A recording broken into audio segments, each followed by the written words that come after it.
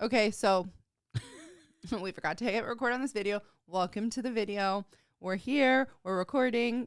Victoria, we've been recording for about 4 minutes. We've been recording for about 4 minutes, but welcome YouTube people that watch this. Okay.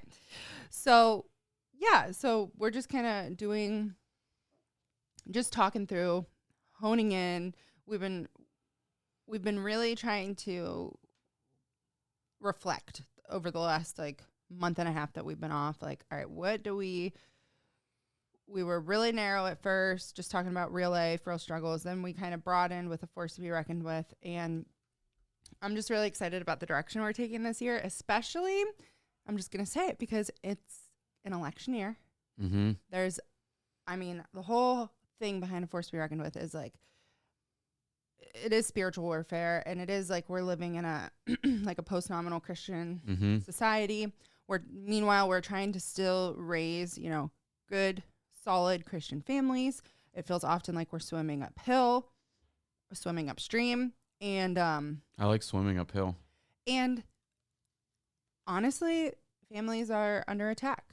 I believe from the enemy, but it comes out through a lot of different ways in just America as a culture. Yeah, our families are under attack. Our communities are under attack. Our churches are under attack. And honestly, our country is under attack because of what it stands for. And so one of the things that a little bit of a shift, I think, maybe in what you guys are going to hear this year is, I think in years past, we've tried to be a little bit more general and careful on some of the things we say. And I've honestly felt that I shouldn't be doing that, honestly. And then I know that you started to feel the same way. And I think part of it was just we wanted to make sure that we weren't turning anybody off, because in the sense of that, a lot of people don't do that because they're worried about their business or they're worried about the ad spend and stuff. And for us, this whole point of this was to really bring people to Christ and help them to be known. But in the same sense, it felt like we were copping out, we were being maybe it's soft. Just trying to find a balance of not turning people off, but still being true to your morals and what you believe. And the truth hurts a lot of times. Jesus spoke the truth. I mean, Jesus was killed for speaking the truth. Right. So you're going to hear more of our viewpoints. And honestly, some of it, it could be wrong. And some of it, I think another reason why we haven't really touched on it is because you and I, very similar, blunt personalities, different in our approach, especially when it comes to America and politics, where you're more put the sign in the yard and speak where I am and speak what I'm thinking. And I'm more no, I agree with your stance. I agree with your beliefs, but I feel that the approach should be different. But the way that we're kind of tying that into the podcast this year is we are very different. So we're bringing different kind of hot topics within the family to the podcast. And Corey and I are going to kind of debate back and forth on them. Yeah. And there are things that over the last year we have not been on the same page about. And so we've kind of navigated it until we've come to some type of a mutual agreement. So, and just real quick, my viewpoint on that has been that, if you stand up and it gives other people, it emboldens other people to stand up and speak truth too.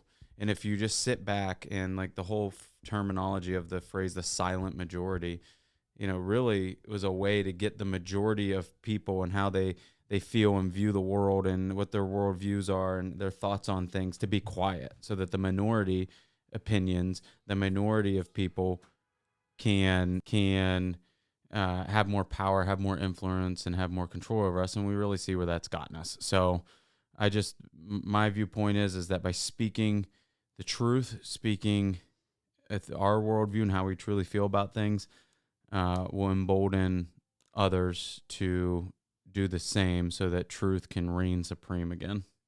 Yeah. Yep. Anyways. Okay. So we're not usually word of the year people, but it is our first episode of the year. But we're going to do a word of the year. I don't know know that it is. We're calling it a word of the year, but maybe. Are you sure? Because I got that tattooed on my chest. Very funny. But as we were kind of just talking about like our intentions for the year, and we went away after Christmas, Corey and I just like going over our budget and going over, life and goals and where we're at. We were, dreaming and talking about our plans, and then the word nourish kept coming up. Nourish. I think it was because we were hungry. Yeah, probably. But yeah, I mean, Dad jokes are really bad today. Yeah. No, Corey. So we used to, I feel like like I said, we have similar personalities. We are always up for different challenges. We do like being uncomfortable. And so as something that has a predicament that has put us in is that I don't want to say we get easily bored. Do you think is that what you would call it? Like bored? We like to like shake things up a lot. Yeah, I feel like we like challenges. Mm-hmm. That's a big thing. Like, and that is my personality. Like, even when it comes to fitness and stuff, like when I'm most successful is when I have a challenge in front of me. Yeah, definitely. And even like we're like, all right, we got married, we got our house, we're both working. All right, so what do we do now? Let's move cross country. Let's just sell the house and move to California. Yeah, we've only been in this house for 8 months, but like we got this figured out. So let's shake it up. And then we move back to Ohio, and then we want to stretch ourselves and be in an apartment so we can really focus on paying off debt. Like we like doing extreme. I don't know if you would even call them extreme, but just like challenging things. We like doing challenging things, and then we got a new house. Yes. And then foster care and Right. And so a lot of you might relate to that. But so as our tendencies in planning, it's like, all right, what's the next like extreme thing that we're doing? And as we were talking about this year, it was kind of like, well, what if we just didn't do that for once? And we just kind of. But I just want to add a little asterisk in here is that every time that we've done those things. Yeah. Every time we're making especially a big decision, but even smaller decisions, we pray about it. We don't just make it quickly and rashly. We pray about it. We seek counsel. We do all those things. And in every one of those, we felt that God was calling us to do those things. Mm-hmm. We know that God was calling us to do those things. And so like in this season right now, we've been praying and seeking, okay, what's next? What do we do about this? What do we do about that? And I haven't felt a nudge. I haven't gotten. I also I feel like we do this thing where we're like take on, and then we're like at maximum, and then we burn out, and we're like, okay, get rid of, scale back, and then we're like, it's like, and I think that we're pretty close to that point of like, okay, we have a lot on our plates. I don't know that we're quite to like this burnout point yet, but we are just juggling a lot, and it's starting to feel like, all right, something's got to give. God, what are we gonna do? Right, but then it's like, okay, well, in this, what if we just said, okay, we have what we have. Let's not take on anymore. Let's not get rid of unless it's very like abundantly clear that we need to, and let's just focus on like nourishing every facet of our lives and taking care of what we have. So like, even like updates with the house, like we live in an older house. It's always been our intention to fix it up. It's so easy to look around and be like, oh my goodness, like this woodwork needs done. But like, yeah, just like taking care of what we have here, doing small little projects, taking care of that. When it comes to our health, we don't need to do anything like super extreme, but just taking care of the health and all of that, like taking care of every facet of our lives. With parenting, again, just go ahead. I say it's kind of like the grass is greener thing. Like sometimes when things get hard or you've been doing something for a while, maybe it loses the sense of challenge, or you just get kind of tired of it because it's the same thing. Yes, yeah. And so you're like, oh, the grass must be greener on the other side. And it's like, no, we feel like we need to just water the grass where we're at. Mm-hmm. We need to take care of it. With the business, with the podcast, with foster care, with our own kids, biological kids. with and work. It's like, let's not take on any more than what we have. But yeah, let's also not throw the baby out with the bathwater and just get rid of the kids. No, you know what I mean? Let's just Should I take that listing off Facebook Marketplace? We're keeping things where they are, but we're not choosing to get in this cycle of this is the way our life is, but this is what we have and this is what we're going to take care of and nourish. And let's see what, by like sowing that, let's see what God does with it. When it comes to like, we just came back from the Forever Long conference and it was so good. And they talked about being a high performer. And they also talked about like high performance doesn't equal perfection. And, you know, we have a bunch of plans just to like take care of our health this year and like really focus in on our kids and be intentional with them. And, so through that, we have to just continuously remind ourselves that we aren't going to make any drastic moves, you know, like when it's a hard week and the business is so difficult and there's some challenges, it's like, remember, this is just what's normal. This is part of life. And we just need to continue to remind ourselves, like, this is what we have on our plates. This is what we've been given. So let's just continue to push forward and be obedient. And through that, we will allow God to take care of the rest. Yep. Okay. So that's exciting. And so the question is, so then that all makes sense, but this is very general. And so how are you guys doing this? So we talked a little bit about this, and obviously it's probably pretty clear, but all of it is just going to be through choosing to be extremely, extremely intentional. What? You said extreme. Did I? Extremely intentional. Extremely We're going to be extremely intentional in every area of our life. And then it's like, okay, well, that's overwhelming. So we've kind of broken it down, and really a force to be reckoned with. If you take everything we talk about, everything we talk about can be placed in these 4 categories. So 1 is intentionality in our faith. Mm-hmm. 2 is intentionality in our marriage. Mm-hmm. 3 is intentionality in parenting. And 4 is intentionality in our community, which we have talked about all of this before.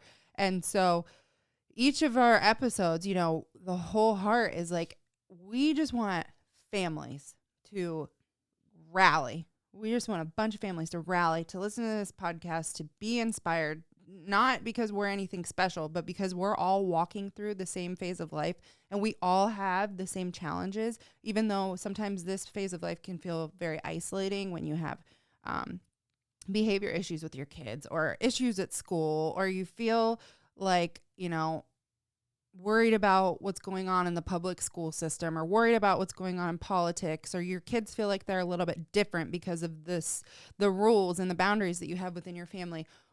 The thing is that so many of us, and we have several different friend groups, and some of them, like some of the friend groups don't hang out with other friend groups, but among all of those, like we're all walking through the same struggles. Right. And so that is the reminder that like, yeah, sometimes it's just a struggle, but you know, we're not alone. And the thing is, like you were saying about the silent majority, they want us to feel like we're alone. They want us to feel like the oddballs so that we cave under the pressure and choose to just go with the flow. But like we have to stop and say, no, we're not. Not our families, not our kids, no, not our marriage, not our community. Like we're not going with the flow. Right. We've just sat back for too long, and I think like this country and the church, we had a great ride, I think, for a while of this, you know, being a Christian country and, you know, people being comfortable, and in that we've gotten very complacent, right? The church has gotten complacent, Christians have gotten complacent, and honestly, I think it's that complacency that has turned a lot of people off from the church and from Christianity and from Jesus. And now you're starting to see like kind of a younger generation, and like a little throwback to the Millennial Mission podcast where we talked about purpose. We have a whole generation of like millennials and Gen Z that are like very purpose oriented. So like when they are looking to choose jobs, they're looking for jobs that have meaning, even over like if they're looking at 2 jobs, they will even take that into account a lot of times over pay. Yeah. Right. And so they're very purpose driven. And in that, they don't want this what the church has been, over the past, I don't know, whatever, 50 years or something, where we just go to church on Sunday, we dress in our Sunday best, we sing a couple hymns, we sit in front of the pastor, and then we go back to our normal life during the week. Right. Like, they want a church that is on mission, that is on purpose, that is real and authentic and doing life together. Right. Like the Acts. Like that your church and your life are all the same. You're doing, like I do. Yeah. Like what you're saying, I feel like so many families, like you would go to church or you would go home, you would live life, and 6 days out of the week you were someone, and then you just show up at church, you check the box, and then you go back to life. And that's just not, it was never feasible, but it's like really, I honestly think that's what has gotten us into the position that we're in right now, because it was so many years of people going through the motions and then going through struggles alone, because they felt like they were the only one going through the struggles. And then people would show up to church, pretend like everything was great. And then you would go home. Maybe your spouse is having an affair, or you're struggling with parenting. And it's like, let's just put away the poker faces, because we show up to church, and I love our church. Like, I'm so thankful. You look around and it's like, oh yeah, like they're so transparent about their struggles, and I'm thankful for that, because through that family, I know that I'm not alone in my struggles, and our hope is that we're doing the same. It's just very real. It's real people showing up, loving and serving Jesus and serving the people around us, and just doing life together. Yeah. Right. And that's what it was supposed to be. And I feel honestly blessed to live in this time. Yeah. You know what I mean? Yeah. Yes. I feel that we were born for this with time. A mission for this time. And so many other families are too. And so that is what A Force to Be Reckoned With is. Let's just rise up. Let's band together. And the hope is not lost. Like, it's not even close to lost, you know? So I think just this part of being, of nourishing is just about being consistent. It's about being consistent with your family, being consistent in your marriage, being consistent with your faith and your relationship with Jesus. And you don't have to do these extreme things. And I think that's a lot of ways why we get off track with anything, it's just a lack of consistency. Yeah. And so just in here, I know we had a note on this, but at the Frevelon conference, I did a breakout session, and it was really geared towards sales and goal setting and all these things. But as I was preparing and putting this together, I was like, man, this really applies to anything in life. It's just like, we get overwhelmed with certain things because it seems we don't unattainable. Unattainable. We don't have a plan or whatever. Like reading the Bible, right? It's like, oh man, this person has read the whole Bible. They've memorized verses, and this is for me too. It's like, no, if you just read a little bit every day, like to spend 10 minutes, then that's part of it, being consistent. If you spend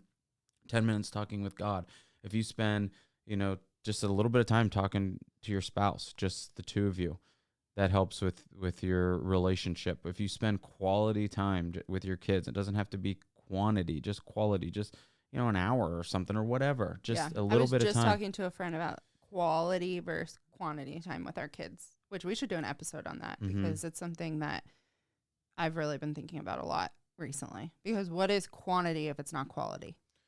Right. I mean, if you could spend 3 hours with your kids, but you're on. Let's move on, because I want to talk about that later. Okay.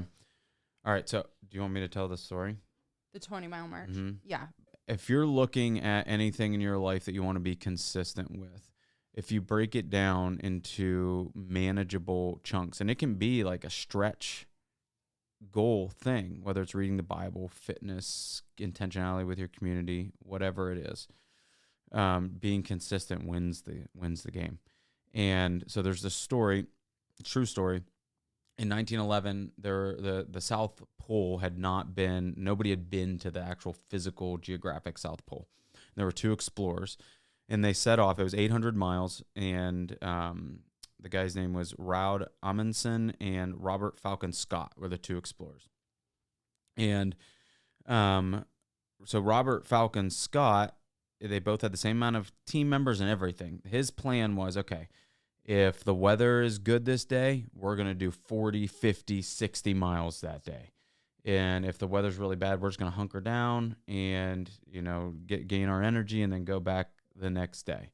Right. And then the Rod Amundsen, his goal or his strategy was, we're just going to march 20 miles every day. If it's a really good day, we're not going to overdo it. We're going to stop at 20. If there's really bad, intense storms, we're going to push through it. It's going to take us longer, but we're going to do 20 miles that day. And neither one of them really knew where each other was in the process or any of these things. And Robert Falcon Scott got to the South Pole, and when he got there, there was a flag. Roald Amundsen had already been there. What he didn't know is that Roald Amundsen had been there 5 weeks prior to him. Well, okay, they both got there, but now they had to get back too. Same strategies on the way back. And so Roald Amundsen made it back, and made it back with all of his men intact and everything. Safely got back. Robert Falcon Scott, they found that there was journal entries. His last man in his crew died 11 miles from their supply depot. That would have, if they could have got there, would have prolonged them to continue to go. And so his entire expedition crew, including himself, never made it back. And it was because of that inconsistency. It was because on good days, they overdid it. They felt really good, but they overdid it. So if you're trying to, you're feeling really good that day and your goal was to read the whole Bible in a year, and you're supposed to read 2 chapters, and you're like, I'm feeling really good today. I've got the time. I'm going to read 8. Don't overdo it. And then the next day when crap hits the fan and there's too much going on and you're supposed to read your 2 chapters, you're like, I'll just read, 4 tomorrow. Don't do that. You get yourself in a hole. Just be consistent.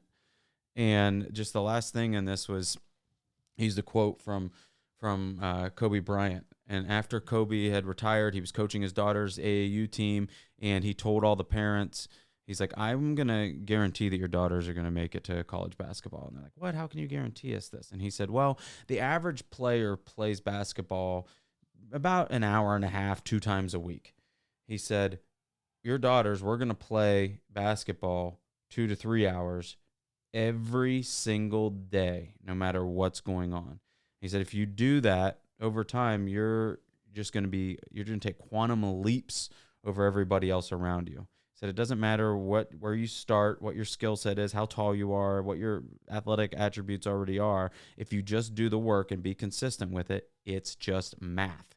So if you want to accomplish anything, you need to figure out what's your 20-mile march. Break it down, figure out what your 20-mile march is, figure out what you need to do daily, weekly, and honestly, we need to do this for all of our things. Yeah, I mean, it goes back into the beginning of the episode where we say, like, we both have very extreme personalities where we're like, yep, we're hyper-focusing in on this, we're doing this, and that's great, but it also can be to our detriment, too, because it's not that consistent thing. It's like we're extreme for, 3 or 4 months, and then we kind of burn out, where it's like, it's so much of this social media online culture. They want you to make abrupt moves and quit your job and lose 50 pounds in a month. And it's not like those extreme things, they're not lasting. It's all about that consistency, Yeah. And there's a difference between, and I don't want to get anybody to get the wrong message here. We're not saying to be complacent. There's a difference between being content with what you have and what is in front of you, and just taking those consistent actions and being complacent. If you're unhealthily overweight, I'm not telling you to not do anything. Like, you need to do something. Go for a walk 30 minutes a day. Right. Because so much of that, like, you think, oh, that's not going to make a difference, so I'm going to run 5 miles today. And it's like, well, you can run 5 miles one day in 5 weeks, or you can walk 30 minutes a day for 5 weeks. And if you just run once sporadically, it's not going to make a difference. Last thing I'm just going to say on this is the comparison I always have, because I've been known to do this for myself, is that when you get back into the gym, there's probably a lot of people that have gotten back into the gym. By now, you've probably already quit, a lot of you. But a lot of times we think we can do more than what we can going back in. And so we go too hard the first day or 2 days, and then you're so sore afterwards that you don't even go in the other days. That's the extreme. You went too hard. Just go in and just do something. Yeah. Take it easy. Like, I'm not saying like go way easy, but like go enough that you're going to get something out of it, but not be sore where you're not going to do it the next day. Right. So, yeah, I mean, heading into 2024, we're finishing up on the first month of 2024. So we're already almost 1/12 of the way through. We hope that the start of 2024 has been good for you. But if you aren't where you want to be and you're in a place that you don't like, I just want to encourage you that doesn't mean you have to make some drastic, crazy move.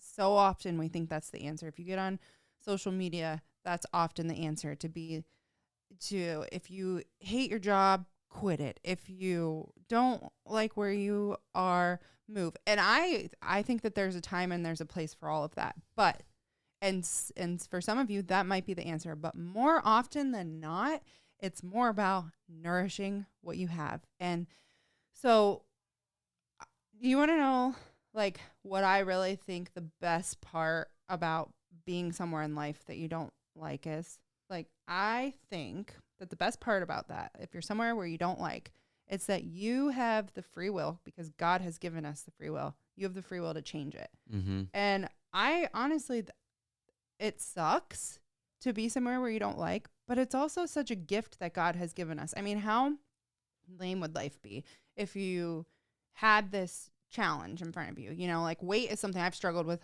my whole life. But if I could just like snap my fingers, yeah, I would definitely want to do that, but it wouldn't feel good at the end. It wouldn't be gratifying at the end. And so God has given us this choice of free will where if you are somewhere in your life where you don't like, you have all the opportunity in the world to do something about it and to change it. God has given us the free will to change it, and he has given us that choice. We're not robots. It's a blessing and it's a curse, because we all know what it feels like to be somewhere where you don't want to be in life and just feel like you're stuck in this rut of poor decisions. But if you've ever conquered one of those challenges, like weight loss or a financial goal or self-improvement, you know how amazing it is to feel, to get like to the finish line or to accomplish something and to look back and be like, man, I actually did it. You know, you get a pep in your step, you get a boost of confidence, and it feels so good. So this year, instead of looking around and not liking where we are and moving into something new, you know, just jumping ship and moving on to something new because of that grass is always greener mentality, instead of doing that, let's make amazing what we already have in front of us. And so that's what we're going to be sharing through the podcast this year. And I'm just going to share a few of the topics to give you guys little teasers. There's a lot more. We have some guests that we'll be bringing on, but yeah. So hold on, let me pull up the sheet. So here's some things, just family stuff that we're going to be talking about. Kids, cell phone screen times, a debate on kids and video games, kids and dating, boundaries in your marriage and what that looks like. I need a boundary right here. Public school perspective, what's wrong with our public school system, life update and foster care topics like biological family relationships. So if you think about all those, like relationships, school system, what else? Cell phones and screen time. So often it's like, no, absolutely no screen times, or school. It's either homeschool or public school, or, you know, it's just like all about extremes often. And so this year we're going to focus in on that messy middle and like, what does it look like to have a Christian child in the public school system, and how can we nourish that well, and how can we be intentional in that, and how can we take care of that? Okay, we might not love video games, but what does it look like to live in that messy middle and allow our Christian child to have video games and use it to engage with their friends and use it as an opportunity and a tool to teach them people skills and teach them how to react when something not appropriate comes up? Same thing with cell phones. Like, how do we nourish these things and steward them well and live in the messy middle and talk about our finances and nourishing that and our marriages and all of that? Does that make sense? Yeah. And we're also going to hit some touchy topics that are like secondary Christian. Maybe we are. No, we are. Maybe. Some secondary Christian issues. And it's going to be our viewpoint on these coming from a Christian conservative couple, but like what our viewpoint is on some of these, secondary type issues. Yeah, don't share them. I'm not going to share them. Teaser. One thing at a time. Teaser. Okay, so we kind of covered both episode 1 and 2. Did we? Yeah. But we hope that you guys will join us next week. We're excited. We have a lot lined up. We did. Yeah, I've been just really praying about this podcast and this community, and I'm just really excited for what's to come. I'm thankful for all of you guys who show up every week and listen. If you are excited about what we have in store, we just encourage you to text this episode to one of your friends and ask them to join us. Ask them to join our community this year. We have exciting things in store, and Yeah, and thanks to this YouTube stuff, I can't do these episode recordings in my underwear anymore. Yeah. Better for it. All right. We'll talk to you later, guys.